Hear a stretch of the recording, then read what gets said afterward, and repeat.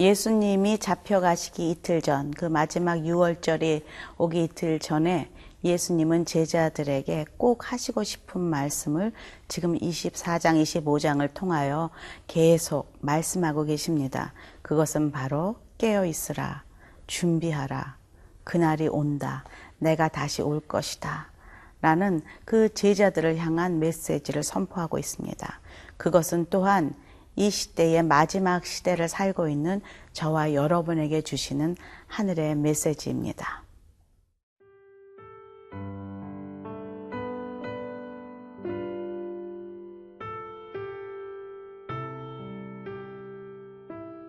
마태복음 25장 31절에서 46절 말씀입니다. 인자가 자기 영광으로 모든 천사와 함께 올 때에 자기 영광의 보좌에 앉으리니 모든 민족을 그 앞에 모으고 각각 구분하기를 목자가 양과 염소를 구분하는 것 같이 하여 양은 그 오른편에 염소는 왼편에 두리라. 그때에 임금이 그 오른편에 있는 자들에게 이르시되 내 아버지께 복받을 자들이여 나와 창세로부터 너희를 위하여 예비된 나라를 상속받으라. 내가 줄일 때에 너희가 먹을 것을 주었고 목마를 때에 마시게 하였고 나그네 되었을 때에 영접하였고 헐벗었을 때에 옷을 입혔고 병들었을 때에 돌보았고 옥에 갇혔을 때에 와서 보았느니라. 이에 의인들이 대답하여 이르되 주여 우리가 어느 때에 주께서 줄이신 것을 보고 음식을 대접하였으며 목마르신 것을 보고 마시게 하였나이까. 어느 때에 나그네 되신 것을 보고 영접하였으며 헐벗으신 것을 보고 옷 입혔나이까. 어느 때에 병드신 것이나 옥에 갇히신 것을 보고 가서 배웠나이까 하리니 임금이 대답하여 이르시되 내가 진실로 너희에게 이르노니 너희가 여기 내 형제 중에 지극히 작은 자 하나에게 한 것이 곧 내게 한 것이니라 하시고 또 왼편에 있는 자들에게 이르시되 저주를 받은 자들아 나를 떠나 마귀와 그 사자들을 위하여 예비된 영원한 불에 들어가라.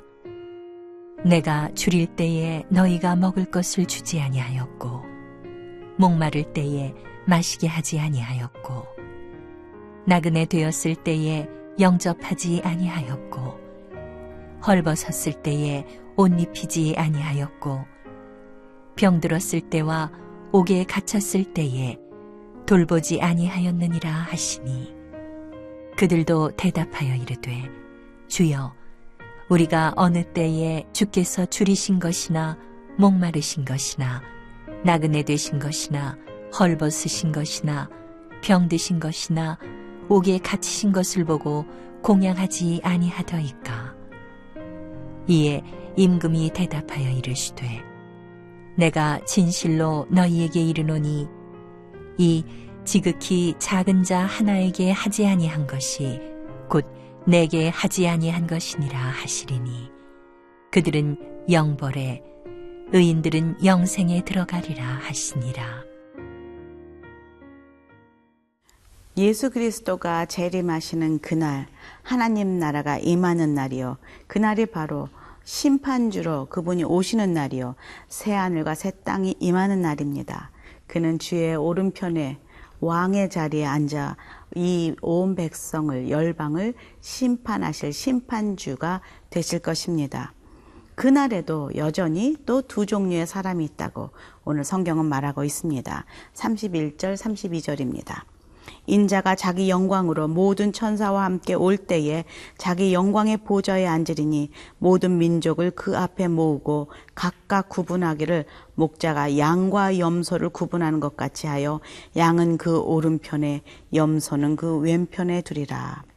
지금 양과 염소를 구분하듯이 그렇게 그날에는 그곳에 천국 백성과 이 세상에 속한 자와 구분하겠다라고 말씀하신다는 것이죠. 저는 예수님께서 잡혀가시기 전에 하실 말씀도 많으실 텐데 정말 제자들에게 이 말을 꼭 해주시고 가시고 싶어 계속 비유로 말씀하시는 것을 묵상하면서 주님 마음이 급하셨구나. 주님 제자들이 정말 준비되길 바라셨구나. 이 주님이 다시 오실 거라는 이 비밀을 꼭 알려주시고 싶었구나. 정말 제자들을 사랑하시는구나. 그런 생각을 하게 되었습니다. 왜냐하면 그렇게 걱정스럽지 않으면, 그렇게 그들이 준비되기를 원하지 않으면 이렇게 중요한 시간에, 얼마 남지 않은 그 시간에 주님께서 이 말씀을 지속적으로 계속 하실 리가 없다는 것이죠. 그것은 지금 이 시대에 살고 있는 저희들에게도 동일하게 주님께서 계속 말씀하고 계십니다. 준비하라, 준비하라. 35절에 그 심판의 날에 내가 너희를 계산하고 심판할 텐데 그 기준은 이렇다 라고 말하고 있습니다. 35절 보겠습니다. 내가 줄일 때에 너희가 먹을 것을 주었고 목마를 때 마시게 하였고 나그네 되었을 때 영접하였고 헐벗었을 때에 옷을 입혔고 병들었을 때에 돌보았고 옥에 갇혔을 때에 와서 보았느니라. 복을 받은 자들, 또 그 창세로부터 너희를 위하여 예비된 나라를 상속받을 자들의 자격이 바로 이 세상에서 이런 인생을 살았다, 이런 삶을 살았다는 것을 이야기하고 있다는 것이죠. 우리는 여기서 이것은 결국은 이웃을 사랑하며 살고 있는 그런 모습이네 라고 생각이 듭니다. 그러면서 어떤 면에는 또 의문이 되기도 합니다. 우리가 천국에 들어가는 것은 예수 그리스도를 믿음으로 들어가는데 이신칭의로 바울이 얘기했던 그 솔라 피데, only faith, 믿음만으로 들어가는 것이, 구원 얻는 것이 바로 하나님 나라의 그 복음인데, 진리인데 왜 이렇게 삶을 이야기할까라고 의문을 가질 수 있다는 것이죠. 그러나 야고보서는 말합니다. 바울은 그 예수 그리스도의 그 구원의 진리를 안으로, 오직 믿음으로만 구원을 얻는다는 것을 안으로 받아들이는 것을 말하지만, 안으로 받아들이는 사람은 그것이 참 생명인 예수 그리스도일 때는 자연스럽게 밖으로 이런 삶이 드러나게 되어 있다. 그래서 너희가 그것을 삶으로 드러내라 라고 말하고 있다는 것이죠. 바울은 신앙의 근원을 얘기하고 있지만 지금 신앙의 결실, 열매, 그리고 평가는 구원받은 사람들의 삶을 통하여서 평가되는 것이죠. 그것이 믿음과 또 행동이 함께 갈 때 그것이 온전하여진다라고 야고보서는 말하고 있죠. 행함이 없는 믿음은 죽은 믿음이다 라고 말하고 있습니다. 이것은 율법을 이야기하는 것이 아닙니다. 우리는 율법을 다 지킬 수가 없습니다. 율법을 통하여 우리는 죄를 알 뿐이다. 율법은 우리를 죄인이라는 것을 가르쳐 줄 뿐이다.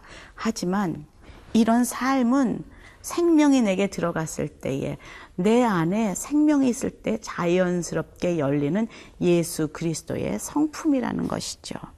그래서 내가 했는지도 잘 몰라요.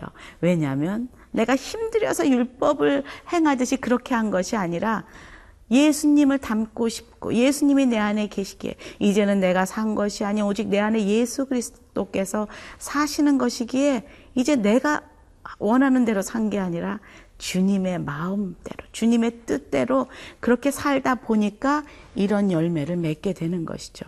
그래서 예수님이 이 말을 했을 때에 그때 의인들은 대답하는 거예요. 제가 언제 그랬습니까? 37절에 이에 의인들이 대답하여 이르되 주여 우리가 어느 때에 주께서 줄이신 것을 보고 음식을 대접하였으며 목마르신 것을 보고 마시게 하였나이까? 어느 때 우리가 나그네도 대접하고 어느 때 그랬습니까? 잘 기억도 못하는 거예요. 왜냐하면 내가 무언가 상급을 받으려고 한 게 아니고 뭔가 폼을 내려고 열심히 율법을 지키려고 바리새인처럼 손을 들고 기도하며 사람들에게 보이려고 한 것이 아니기 때문에 내 기억에도 없다는 것이죠. 하나님은 그들에게 의인이요 천국이 너희 것이다 말씀하십니다.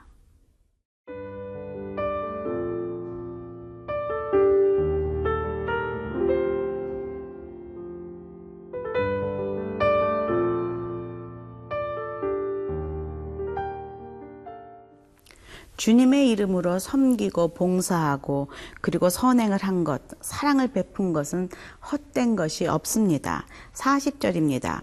임금이 대답하여 이르시되 내가 진실로 너희에게 이르노니 너희가 여기 내 형제 중에 지극히 작은 자 하나에게 한 것이 곧 내게 한 것이니라 하시고, 자신의 영광이나 자신의 자랑을 위해서가 아니라 주님 섬기듯이 주님을 사랑하듯이 그렇게 한 것은 하나님께, 주님에게 한 것이라 라고 말한다는 것이죠.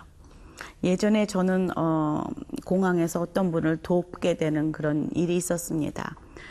미국에서 들어오는 길에 치매에 걸린 할아버지를 누군가 부탁해서 제가 돕게 되었는데요. 한국에 이렇게 잘 들어오도록 돕는 그 과정 가운데 그분이 가진 것들을 모두 어디다 뒀는지 잊어버렸습니다. 패스포드도, 그리고 그분의 아들의 전화번호도. 그리고 그분을 모시고 나왔는데 아무도 밖에 그분을 마중 나온 사람이 없었던 거예요. 저는 그때 막막했습니다. 아니, 나는 그냥 밖에만 잘 모시고 나오면 식구들이 기다리고 있는 줄 알았는데 밖에는 아무도 기다리지 않았고 정말 어떻게 해야 될지 몰랐습니다. 다시 미국에 전화를 걸어서 그분의 주소를, 그분을 소개한 분의 주소를 간신히 알아서 그 아들에게 전화를 했습니다. 지방에 있는 그 아들이 받고 자신이 나오지 않은 것에 대해서 이야기합니다. 저는 그분에게 아버님이 이렇게 오셨는데 안 나오면 어떡하냐고 그렇게 말했을 때 그 아들이 이렇게 보내달라고 지방으로 이렇게 모셔달라고 그렇게 얘기했을 때 그 시간을 알아보니까 몇 시간 뒤에 그 버스가 있는 거예요. 그때 제 마음이 참 어려웠습니다. 이제 저녁 7시, 8시가 됐는데 이분과 같이 2시간을 내가 처음 보는 이 할아버지와, 치매 걸린 할아버지와 이 공항에서 같이 시간을 보내야 하는가.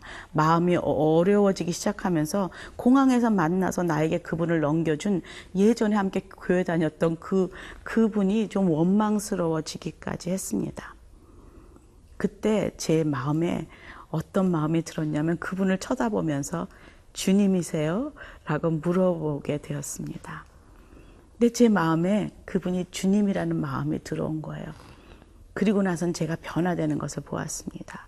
그분이 만약에 주님이라면 내가 할 수 있지 라는 생각이 들면서 함께 저녁 식사를 하고 또 그 버스 타는 데까지 기다렸다가 그렇게 편지를 써서 옆에 사람에게 부탁을 하고 그 지방까지 잘 가실 수 있도록 이렇게 안내했던 것이 기억이 납니다. 여러분, 섬기기 힘든 사람들이 있고 시험이 들 때가 있습니다. 내 한계를 벗어날 때가 있고 어떤 사람은 정말 사랑하기 힘든 사람들이 있습니다. 그런데 저는 그 질문을 한번 해보시면 어떨까 싶습니다. 혹시 당신 주님이세요? 시어머니 속에서 말씀하시는 주님을 만나길 바랍니다. 또 힘든 관계 속에서 지금 그분을 통해서 나에게 사랑을 가르치시는 주님을 바라보길 원합니다. 그럴 때 하나님께서 정말 주님의 이름으로 그분을 사랑하고 섬길 때에, 냉수 한 그릇 줬을 때에 하늘에 상이 있다 말씀하십니다. 여기서 보니까 구별된 그 염소들에게는 저주를 받은 자들아 라고 말하고 있어요. 하나님을 부인하는 자들, 저주를 받았다. 그들은 말할 거예요. 하나님, 내가 주의 이름으로 얼마나 많은 일을 했는데요. 여기 보니까 뭐 이런 일도 하고 저런 일도 하고 얼마나 많이 했는데요. 그런데 하나님께서는 나는 너희를 모른다 말합니다. 주님의 이름으로 했지만, 교회는 열심히 다녔지만, 성경 공부도 열심히 했지만, 그리고 설교도 열심히 들었지만, 헌금도 열심히 했지만, 주님의 이름으로 하지 않은 모든 것들, 나의 의로 한 것들, 그것은 하나님 나라에 아무런 계산이 되고 있지 않다는 것을 본다는 것이 얼마나 두렵고 떨린지 모르겠습니다. 45절에 이렇게 말합니다. 지극히 작은 자 하나에게 하지 아니한 것이 곧 내게 하지 아니한 것이니라 하시니라. 그리고 마지막 결론처럼 46절, 그들은 영벌에, 의인들은 영생에 들어가리라 하시니라. 영벌과 영생이 있다는 것이죠. 죽으면 끝이 아니라 그저 천국에 안 가는 것이 아니라 영원한 벌이 기다리고 있다는 것이 얼마나 우리를 두렵게 하는지. 우리는 지금 이것을 준비할 수 있는 은혜의 시대에 살고 있습니다.